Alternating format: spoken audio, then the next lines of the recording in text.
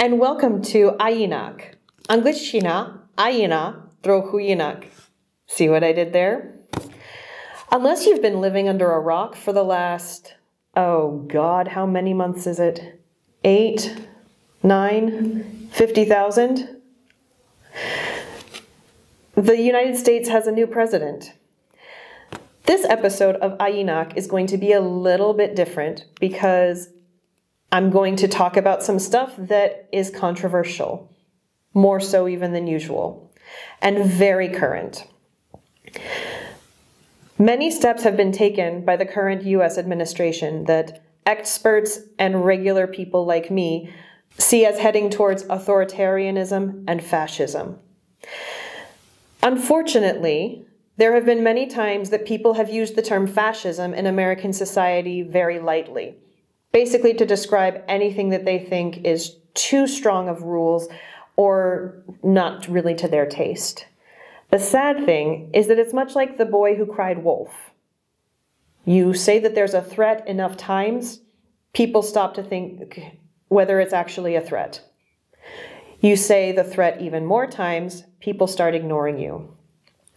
And sadly, this is a time that, based on evidence in front of our face that we saw on this side of the ocean, the European side of the ocean, not even 100 years ago, it does look like the American society is screaming in that direction.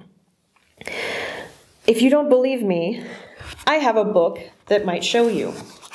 Here we have another graphic novel, Run and Hide: How Jewish Youth Escaped the Holocaust. This is a book that has a lot of cross-curricular benefits. There are aspects of it that talk about psychology. There are aspects that talk about history. There are aspects that talk about civics or in social studies, which is občanské vědy. The English level is at about a B2 level. I'll show you a few pages from it. It starts, Germany, June 29th, 1930. The illustrations are lovely in this book. They're colorful, or colorful in a way that's appropriate for discussing the topics. There's quite a detailed description of what led up to World War II in the time between the wars. This is also good for building empathy and increasing understanding. For history teachers, there's a benefit to examining world events and historical events in a foreign language, because students who have studied something in history in their own language, especially something like the Second World War, which, to Europe's credit, has been studied a lot and has had its truth promoted very many times in order to prevent something like this from happening again, students sometimes may think, oh yes, the Second World War, there was this National Socialist Party, hence the Nazis, and there was Hajlovani, and Hitler, and Auschwitz, and all of that stuff. And they can turn their brains off. However, if you expose them to the same story in different words, in a different language, their cognitive senses and their cognitive skills are more developed. Their brains wake up and they analyze things in a more rational, cognitive way, as opposed to falling back on the emotion of boredom. It can help them to see the stories that they think they know super well in a new light. Also, one of the benefits, if I can call it a benefit, of a world war is that every country experienced it slightly differently. So every country has slightly different focuses and has slightly different stories. To increase the interest for young people, this story mixes the historical facts and storytelling from a historical perspective with individual stories from different characters.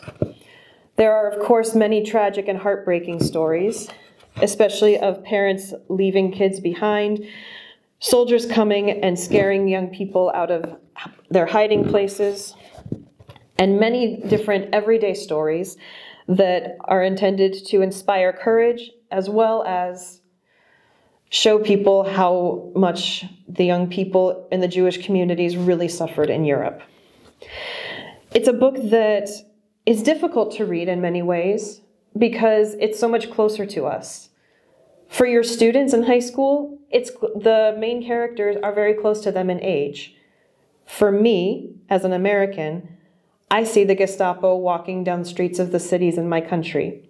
I see them targeting people who are different, just like the Jews were targeted for being different. And I see where it could end up. It's sobering, but we build resilience by facing problems.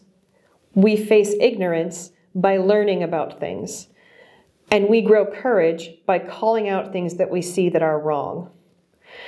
If you're looking to enliven your discussions and your learning about the Second World War, if you're looking to increase empathy in students, or, let's be honest, we've all been there, if you want to show your students that they really have no business complaining about some very easy work they're being expected to do as 16-year-olds in the 21st century, I could not recommend this book more. Run and Hide: How Jewish Youth Escaped the Holocaust. And again, since this is a graphic novel, for people who have more trouble with reading or who have a lower reading level, the reading text is supported by images so that they can understand better what's happening and that their language acquisition can be supported. Even though this is a more difficult topic, I think it's still important to teach these things to our children so that hopefully they won't make the same mistakes that our ancestors did and what much of our current generation is making. If you know of a similar book to Run and Hide, give us a shout out, let us know in the comments or send us a message, and who knows, your suggestion might just be focused on in a future episode of AJinak. See you next time!